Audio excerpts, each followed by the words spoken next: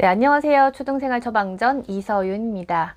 우리 아이들이 학교에 다니는 이유가 물론 공부를 하기 위해서고 여러 가지 배우기 위해서지만 그 중에 가장 큰 이유는 친구들과 함께 시간을 보내기 위해서라고 생각을 합니다. 우리가 공부를 하려고 하면은 요즘에는 학교 말고도 사실 너무 많은 공간에서 공부를 할 수가 있잖아요. 내 같은 또래의 친구들을 만나면서 물론 상처도 받지만 거기에서 오는 기쁨, 즐거움, 그리고 배움들이 많이 있기 때문에 또 우리 아이들은 또래 친구들과 어울리고 싶어 하고 어울려야 하죠. 이 친구들과 지내면서 다양한 문제들이 생겨요. 그래서 부모님들이 이 친구 관계에 대해서 많이 고민을 하실 텐데요. 대표적으로 친구가 별로 없다. 어울리려는 친구가 없다. 무리 속에 들어가지 못한다. 혹은 단짝이 없다. 무리에 들어가서도 거기에서 상처를 받는다. 혹은 좀 센 친구들에게 끌려다닌다. 너무 내 마음대로 하려고 하는 그런 경향이 있다. 이런 여러 가지 고민들이 있습니다.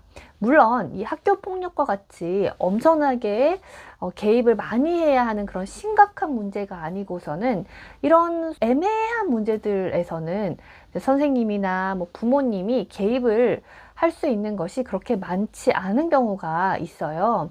그럼에도 불구하고 우리가 이것에 있어서 어떤 도움을 줄 수 있는지 생각을 해보는 것은 의미가 있다고 생각을 합니다. 아이가 학교에 다녀와서 오늘 혼자 놀았다 라는 말을 하거나 나만 친구가 없다 라는 말을 했을 때 우리 마음이 덜컥 이제 내려앉죠.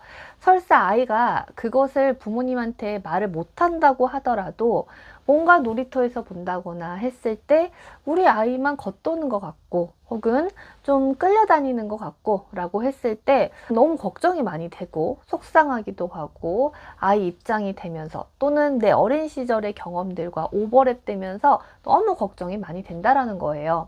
그래서 담임 선생님과 한번 상담을 해봤는데 또 담임 선생님은 괜찮다고 하고 괜찮다라고 말을 들으니까 어느 정도 안심이 되는 부분도 있지만 또 어느 부분은 담임 선생님이 그만큼 알아채지 못하는 부분이 있을 수도 있고 또 아이의 속마음은 그렇지 않고 겉으로 보기에는 갈등이 없지만 아이가 내 의견을 주장을 못하고 무리에 억지로 끼어서 놀고 있을 수도 있고 다른 아이들은 놀고 있지만 나도 거기 끼고 싶은데 끼지 못하고 그냥 혼자서 겉돌면서 보고만 있다거나 혼자서 놀고 있다거나 하는 경우도 있을 수가 있습니다.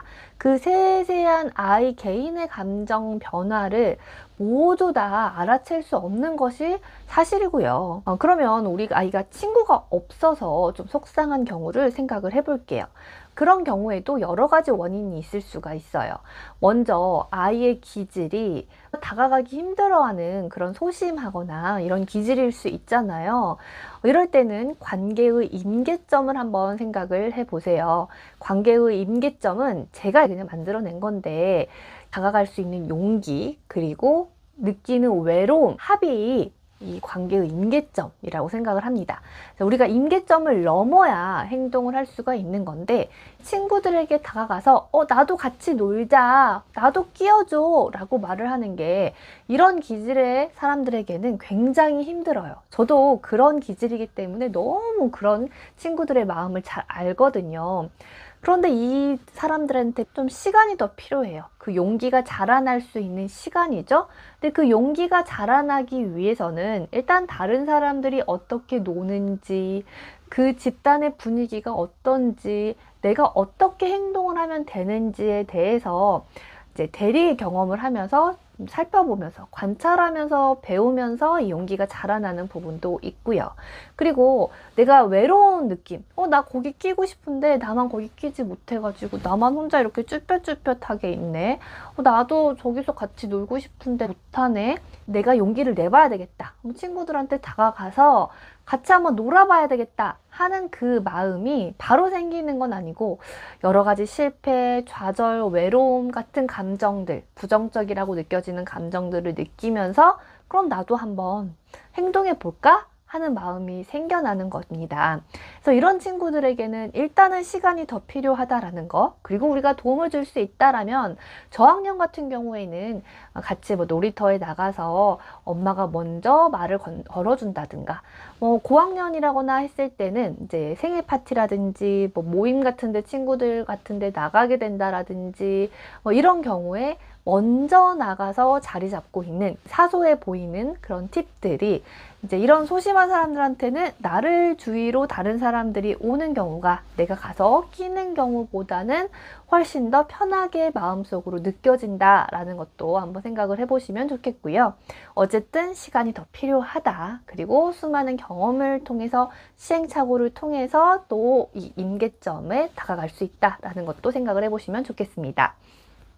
그 다음에 두 번째는요, 이제 내가 다가갔어요. 다가가는 거에 있어서는 충분히 다가가는데, 다가가서 친구들에게 거절을 당하는 거예요. 근데 이게 보편적인 거절이다, 일시적인 거절이다 하는 경우에는 내가 모든 사람들한테 다 거절을 당하지 않고 수용을 당해야 한다라는 거가 잘못된 신념이죠. 그러니까 누구나 거절을 당할 수 있다라는 것을 오히려 느껴보는 것이 훨씬 더 건강한 마음에는 도움이 될 수 있다라는 거예요.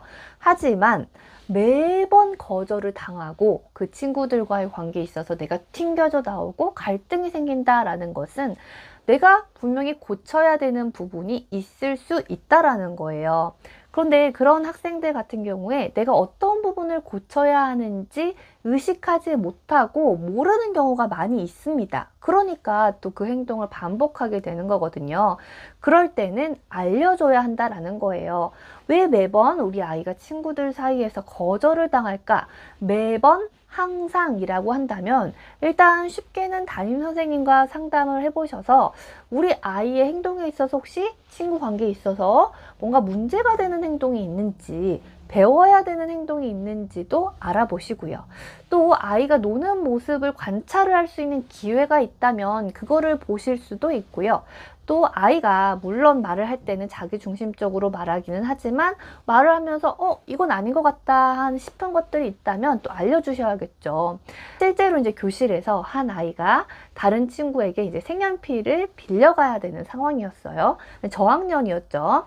나 이거 빌려가도 돼? 라고 물어보고 허락을 받고 가져가야 되는데 그냥 쏙 가져가는 거죠. 그럼 친구 입장에서는 뭐야, 왜 가져가? 그럼 이 친구에서 다른 애들은 다 빌려주면서 왜 나만 안 빌려줘? 하면서 이제 피해의식이 발동이 되는 거예요.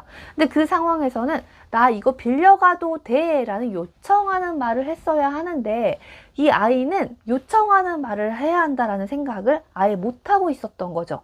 진짜 그러냐고요? 진짜 그래요. 그래서 그거를 멘트 연습까지 시키면서 누구누구야, 나 이거 색연필 빌려가도 돼? 라고 말하는 거, 이런 것들 사소하게는 또 매번 좀 짜증을 내는 친구가 있었다라는 거예요. 그럴 때 물론 이 짜증 같은 경우에도 이 가정에서 뭐 힘든 상황이 있는지 이런 것들도 다 영향을 미치죠. 단순히 기술적인 부분만 영향을 미치는 거가 아닐 수도 있어요. 근데 어쨌든 이제 그런 부분도 살펴봐야 되겠지만 또 이제 겉으로 보기에도 아이 친구들한테 좀 말투 같은 것들을 어떻게 해야 되는지 같이 한번 점검해보고, 이 아이가 자주 쓰는 말투가 있다면 한번 보여주면서 이제 역지사지, 역할놀이 이런 것들을 해보면서 또 익혀볼 수도 있다라는 거예요. 고학년 같은 경우에도 충분히 필요하죠. 근데 저학년 같은 경우에 더 많이 필요한 게 이제 이렇게 수많은 시행착오를 통해서 내가 이렇게 행동을 하면 친구들이 별로 좋아하지 않아 라는 피드백을 받게 되면 좀 학년이 올라가면서는 친구들의 반응을 보고, 그러니까 눈치도 좀 생긴 거죠. 이건 행동을 해야 되겠다, 해야 되지 않아야 되겠다 라는 것들이 좀 생겨요. 또 긍정적인 부분이지만 어떻게 보면 부정적으로 위축이 되는 아이도 있죠. 내가 매번 행동할 때마다 친구들에게 부정적인 피드백이 왔어요. 그러면 아예 그냥 말을 하지 않는다라든지 그냥 적극적으로 나서지 않는다라든지 라는 경우도 있다라는 거예요. 그래서 아이가 어릴수록 그런 부정적인 피드백을 받으면서도 배워가는 거긴 하지만 고쳐야 할 행동이 있다면 의식적으로 고칠 수 있도록 지도를 해주시고, 그리고 고학년이든 저학년이든 항상 말씀드리는 건 아이들은 아이들이라서 고치려고 하는 그런 의지가 보일 때 친구들도 더 수용해 준다라는 거예요. 아, 제가 짜증은 내지만 요즘에 그러지 않으려고 노력을 하고 있어 라는 게 사람들, 어른들도 그러잖아요. 보이면 그 마음을 또 봐주잖아요. 그래서 친구들도 마찬가지라는 거예요. 그 다음에 그런 경우가 아니지만 그냥 상황에 의해서 배제되는 경우도 있어요. 너무 센 친구가 있어서 그 친구가 약간 이제 주름 잡으면서 어쩌다 보니까 내 아이가 내쳐지는 거죠. 그래서 나는 아무 잘못은 없는데 그 사이에 끼지 못하고 집단에서 배제되는 경우도 있을 수가 있습니다.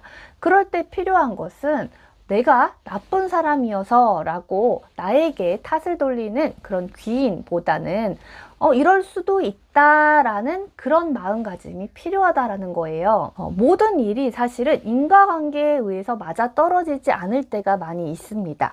원인과 결과가 딱딱 맞아떨어지고 모든 삶이 공정하면 좋겠지만 그렇지 않은 경우가 있기 때문에 이것도 하나의 사례로서 내가 잘못한 게 없는데 이런 일이 일어날 수도 있다라는 거, 물론 억울하고 힘들고 속상한 일이지만 또 이럴 수도 있다라는 게 어른에게도 필요한 거고 아이들에게도 또 배워가야 할 것이죠. 그리고 나서 이런 일이 생기면은 상처받아가지고 다가가기를 아예 포기하는 경우가 있을 수가 있어요.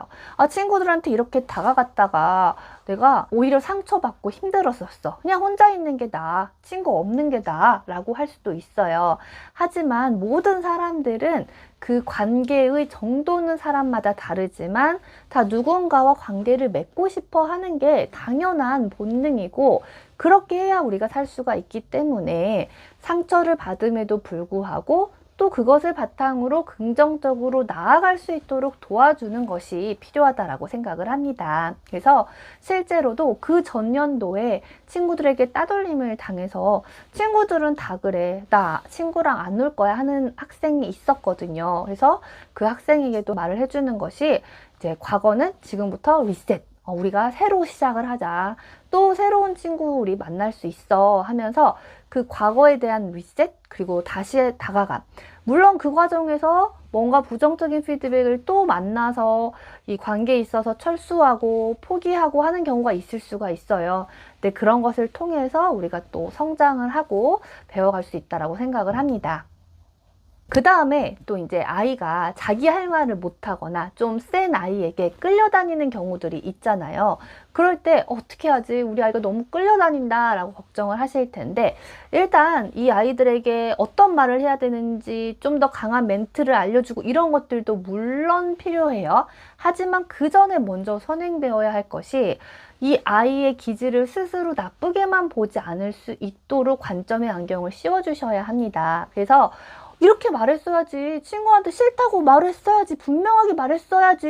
근데 여기서부터 나가면 아이가 나는 그 말도 못하는 사람이네가 되는 거예요. 그래서 아, 그래. 그랬을 수 있겠다. 엄마도 그런 적 있었어. 너는 그래도 친구의 마음을 참 소중하게 생각을 하는 것 같아. 너가 그만큼 섬세하고 신중하고 배려심 깊다라는 그런 뜻인 것 같아. 그러네.